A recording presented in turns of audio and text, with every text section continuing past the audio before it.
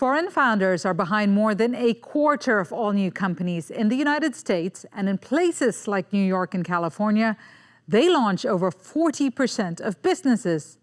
Nearly half of Fortune 500 firms trace their roots to immigrants or their children. But what about Taiwan? What role do global entrepreneurs play here? And what are the draws, the roadblocks, and the emerging opportunities shaping their success? I'm Divya Gopalan, and this is Connected on Taiwan Plus.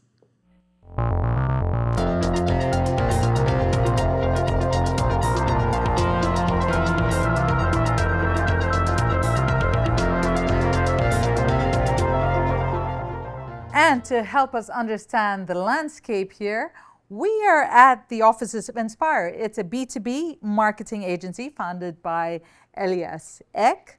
You are also the author of How to Start a Business in Taiwan. There's your book. It's a go-to guide for anyone trying to navigate the system here. And also with us, we have Ta-Wei Wang, Managing Director at Pinehurst Studios, a venture studio that helps international founders turn their ideas into viable businesses. And you also moved here as an entrepreneur. Thank you both for being part of this conversation. It's great to have you on the show. Thank you. I'm going to start with you, Elias. You like to quote that over 40% of US unicorns have foreign founders, along with nearly 15% of UK companies. Can you tell us why that's an important statistic and what point you're trying to make with that? Well, the first thing is to show that I think people who move to another country, they are kind of uprooting themselves. I think they are natural risk takers. And you come to a new country with new ideas, new points of views on things. So I think that's one of the reasons why immigrants throughout history has been important as entrepreneurs.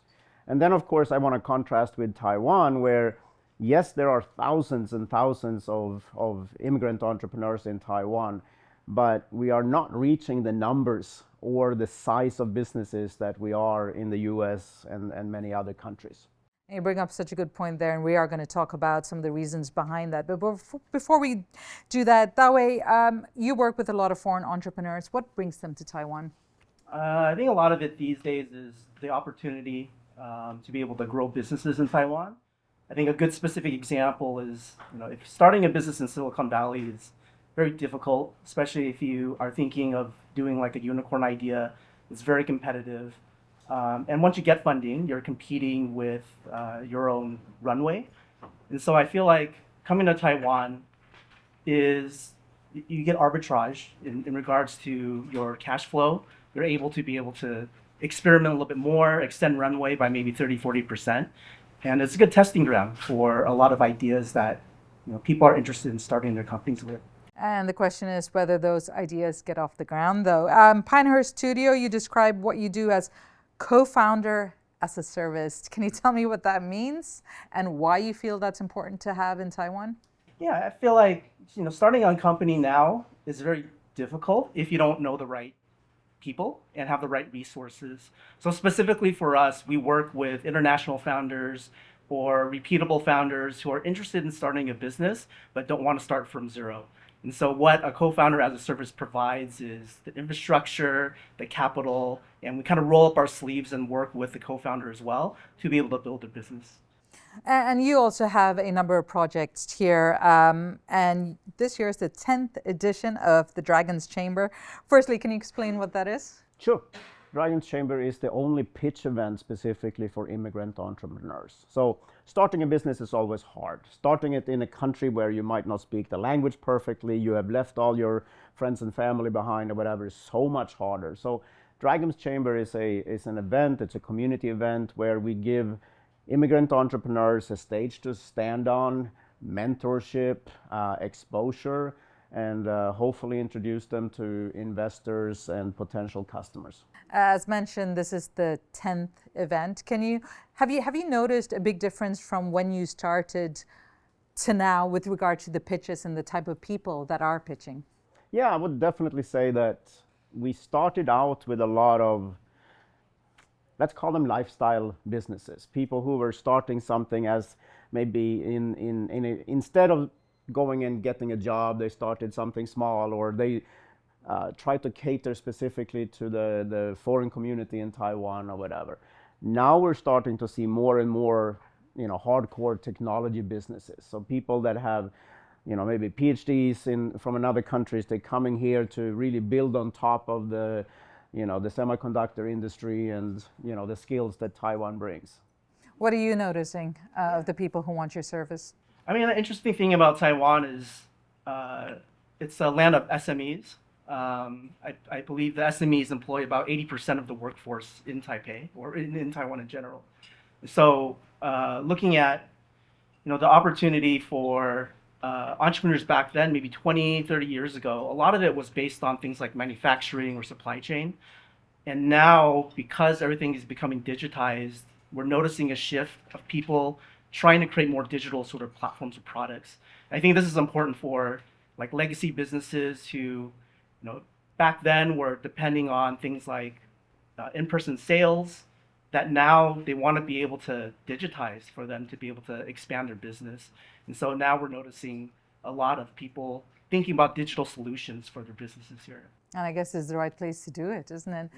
Speaking of the people that are trying to start businesses here, or looking at Taiwan as somewhere where they would like to launch something, we spoke to some of the people that pitched at Dragon's Chamber at an event.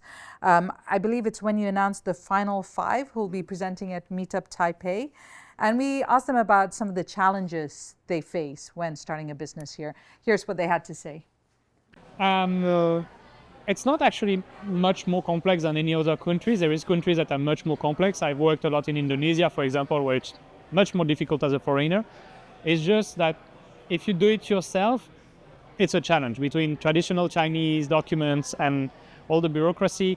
Having a partner, for example, local partner, helps a lot on that. Maybe the setup on a company as a foreigner maybe is take more time. So last time I set up my company, I went to France and I came back, the company didn't set up yet. So it took a few months to set up this. I think back in the days when I arrived in Taiwan, I wanted to incorporate a business, and it became very clear that the time frame to incorporate a business in Taiwan takes about 2 to 3 months, while in Singapore, would just be a couple of days. My company was incorporated within 8 days initially. As far as I understand, it has to do with the fact that when there is foreign ownership investment in Taiwan, it needs to be cleared by government, and that clearing process is taking time. All right, a number of those things kind of piqued my interest, but before I go to those, I saw you both nodding at some of the things that they've said. Ta-Wei, let's start with you. Tell me if there was one issue that you feel that you're constantly facing again with the people you're trying to assist. What would that be in relation to what we heard there? I feel like it's the question of incorporation. Business owners or founders who want to be able to start businesses in Taiwan feel that they should incorporate here exclusively, but it's kind of difficult, kind of depending on what the business model is.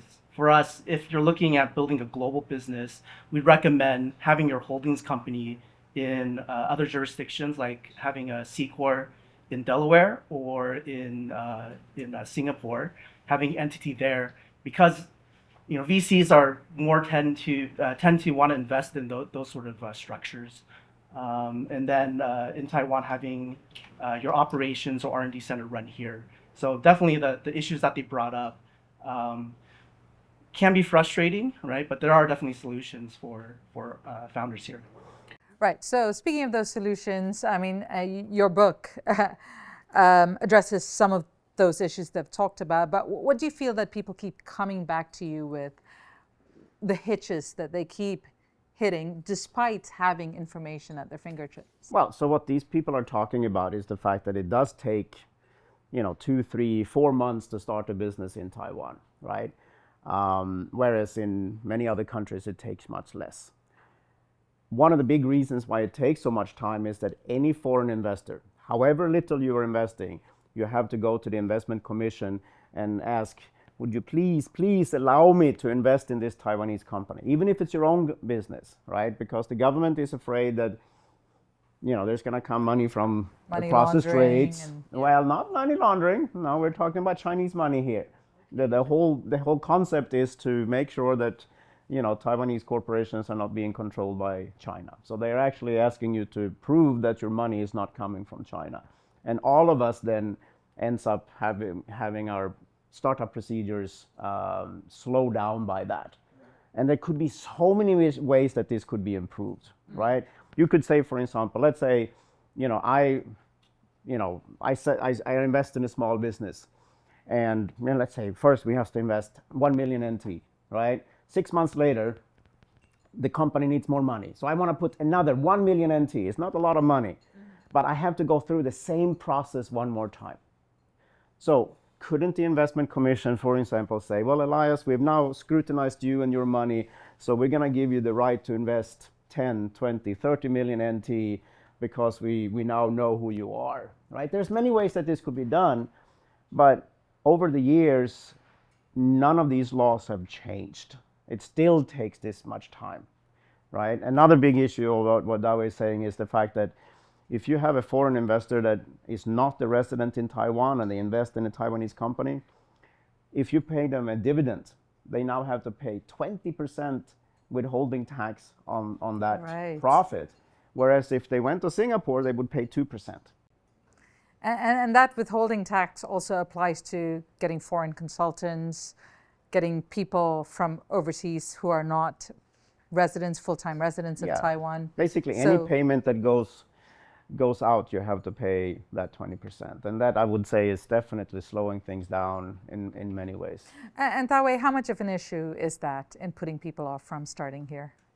I mean, it's a roadblock. I don't think it's stopping a lot of ambitious entrepreneurs. And I think over the last few years, Taiwan is trying to become more friendly to international entrepreneurs or immigrant entrepreneurs coming here with the Gold Card.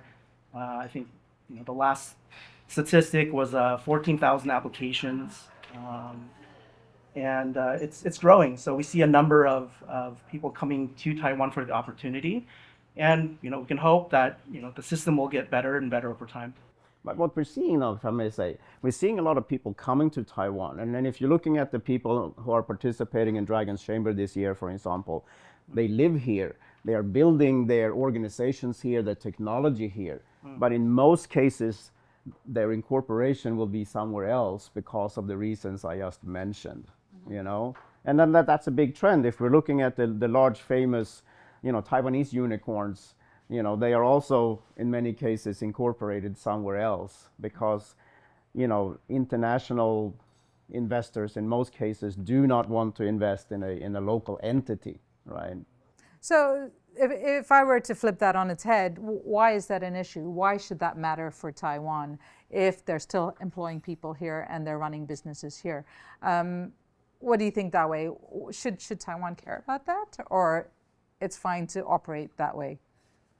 I think, personally speaking, I don't see a large issue with it. And I think especially because of the type of companies that we work with, typically smaller in size.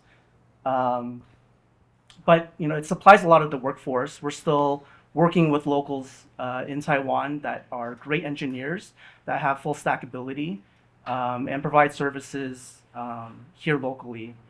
But it does have a hindrance if you're looking for like a domestic business, and getting a large injection of capital in Taiwan is complicated.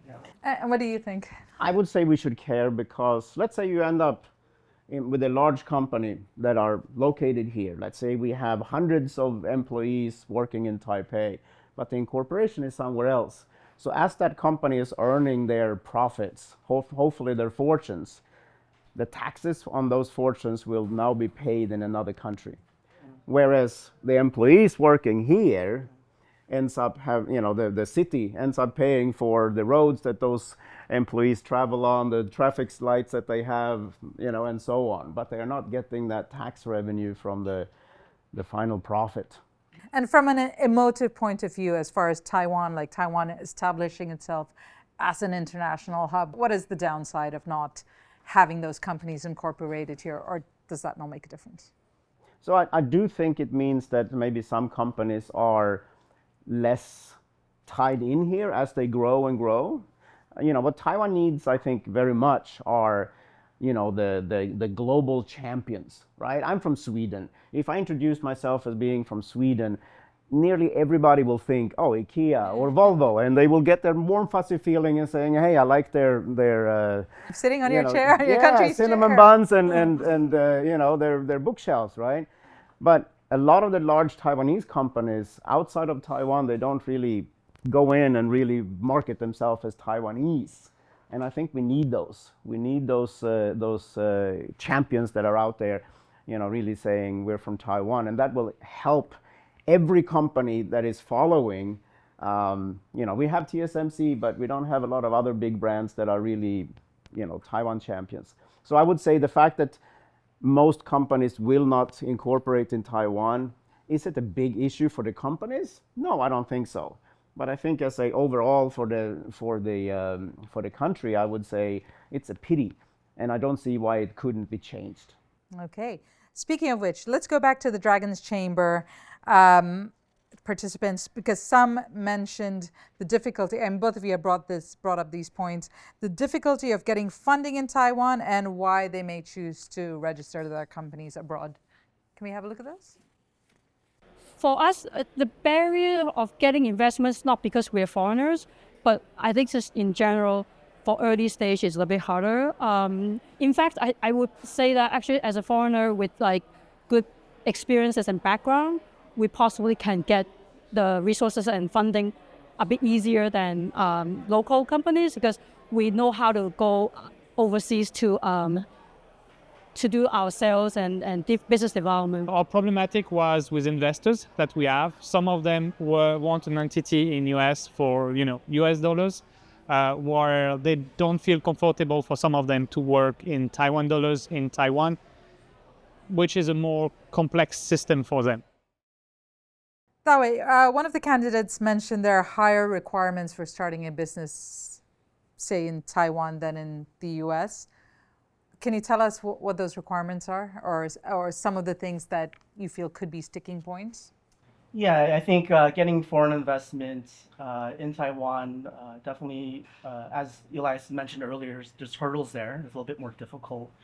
But I think the interesting point that she brought up was kind of the comparison of why immigrant entrepreneurs come and they have the distribution. So being able to bring the great products that Taiwan produces and be able to take them to outside markets. I think something that is looking at Silicon Valley, if Silicon Valley had the humility of Taiwan, it'd be a much nicer place. But if I never heard it said like that before, but I like it. But if Taiwan had the storytelling ability of Silicon Valley, we'd be a richer place. And so, I think there's a good deal of things that immigrant entrepreneurs do bring in, and for them, I think the outside market is kind of the direction. Yeah. Oh, what caught your imagination from what they said? So I do think that the very early stage in the investment, right, as you're climbing the ladder, growing your business, the very early stage is hard to raise, right? I would say it's hard for both Taiwanese and non-Taiwanese, but of course the non-Taiwanese people don't have the same networks, right? We usually say that you use your own money first, and then after that, it's the 3 Fs. Your friends, your family, and the fools. People who are crazy enough to invest in you. And we tend to leave those people behind, right? So that's one of the things the Dragon's Chamber is trying to do, is to try to kind of inspire more networks to be built so that they can raise those very early stage money. Once you get up there a little bit more in the amounts, Taiwan is a very rich country. There is a lot of money around. You just need to find the right networks. Taiwan is yes, absolutely. There's a lot of money around, particularly from the tech industry, I would say. How much appetite is there that way on the other side for investors to invest in SMEs or companies that don't necessarily what you would normally associate with Taiwan, as far as we think of tech, semiconductors, but if it's something completely separate from that or far away from that, are there people willing to invest? Yeah, I think so. I think there's a growing number of individuals who are interested in angel investing. and the appetite for unicorn sort of companies, it's a large risk these days. And so we're seeing investors who are interested in models which have good cash flow, so good reoccurring revenue and maybe longevity in founders, and being able to invest in smaller ticket sizes, but maybe in more variety. So I think Taiwan has a lot of opportunity to do those sort of businesses, not necessarily in tech, but also things like the service industry and other lifestyle businesses. I mean, what I'm seeing is that over the last 10 years, the startup community in Taiwan has grown enormously, right? So go back 10, 12 years, there really wasn't a startup community. And then we started having events like Meet Taipei, for example, and other organizations. And what we're seeing over the last few years is there are more and more like accelerators, for example, that concentrate on the food industry or biotech or things like that. So from maybe where it all was all tech 10 years ago or whatever, apps and software, and now we're starting to see more groups that are popping up to invest in specific areas. So that means that there's going to be more companies founded and funded. Going back, and this is more of a philosophical or maybe some part of your observation, why do you think it is important, Ta-Wei, for the foreign founders to also concentrate on areas that maybe are not Taiwan's or what Taiwan is known for, and particularly in smaller scale? They might not get to be a unicorn or even IPO, but is there an importance? Is there a space in the business landscape for that here? Yeah, it's a growing space. I think the ecosystem, especially the startup ecosystem, has been growing quite quickly in the last few years. And with that, you're bringing a lot more international founders who are looking for services or looking for certain products. And with that, that does bring a lot of opportunity to close gaps. And so, people, America used to be, back then, the land of opportunity, but I feel like that's shifted more towards the east now. And a lot more people here are looking at gaps to be able to fill here.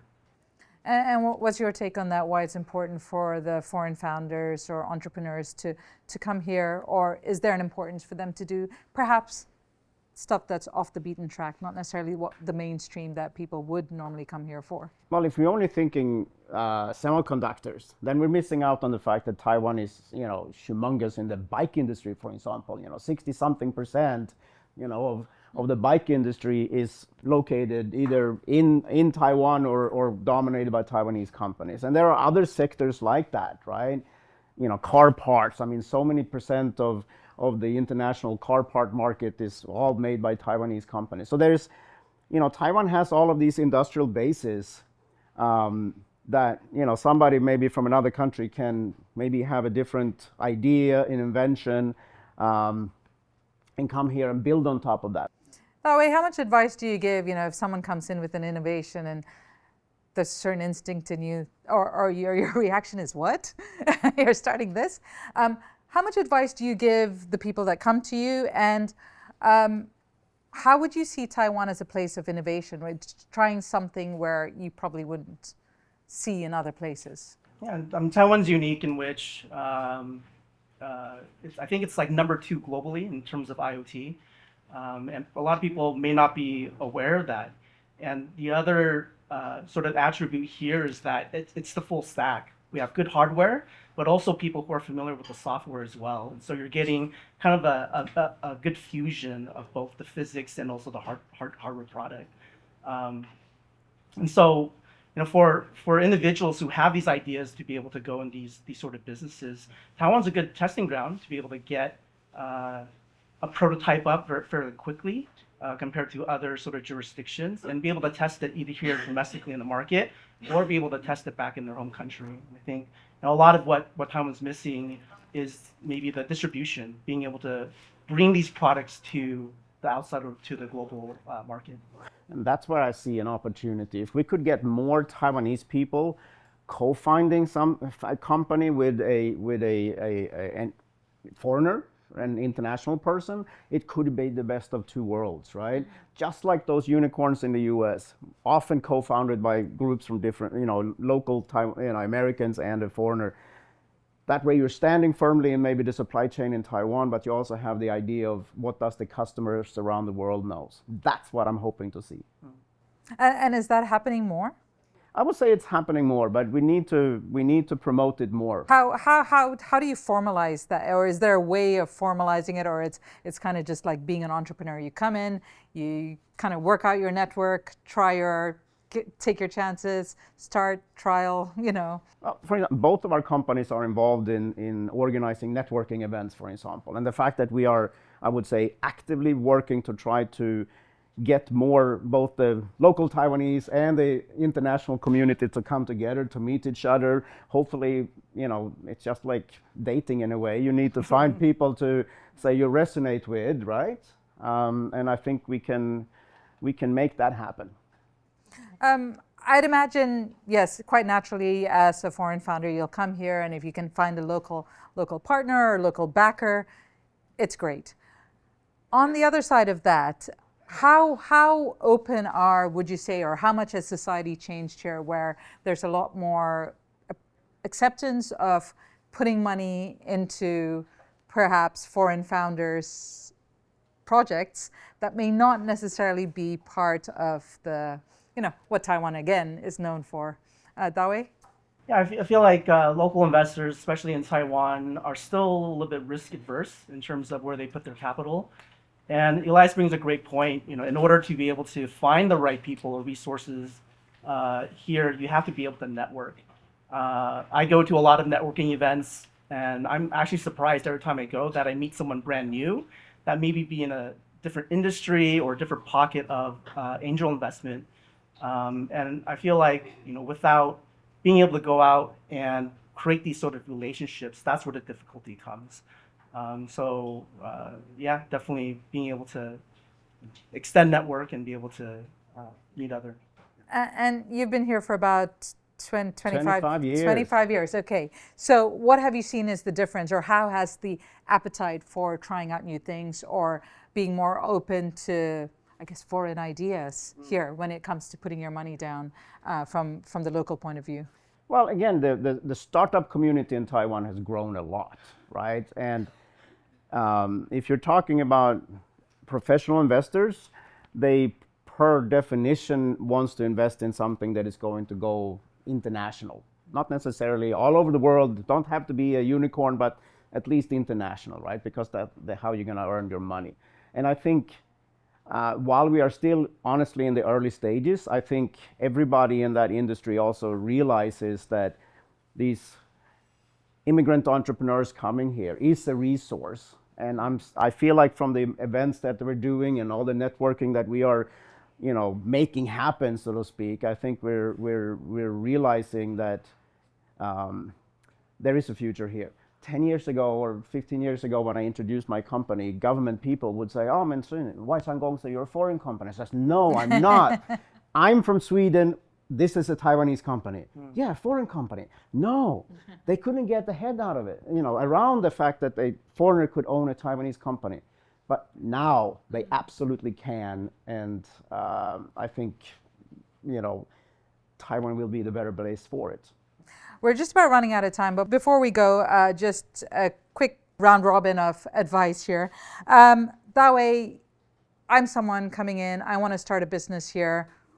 One key don't and one key do that you would say? I see a lot of relatable stories in terms of like first-time entrepreneurs or first-time founders who have this great idea to start their own business. And the first thing they do is they want to be able to build their MVP. And then they spend resources to be able to build it out and think it's going to make this much money. But then once they go and try the market, they find they can't find any customers. And so I think the advice that I would give for first-time entrepreneurs, you have to start the other way. Look for your customers first, test out these features or ideas, and then from there be able to build something that people will actually pay for. What about you? I mean, same thing in the fact that people think that their idea is so valuable, but the idea is actually close to worthless. Execution is where it's at. So you need to start showing people, actually go out and talk to more people, find mentors, get feedback from customers, much more important.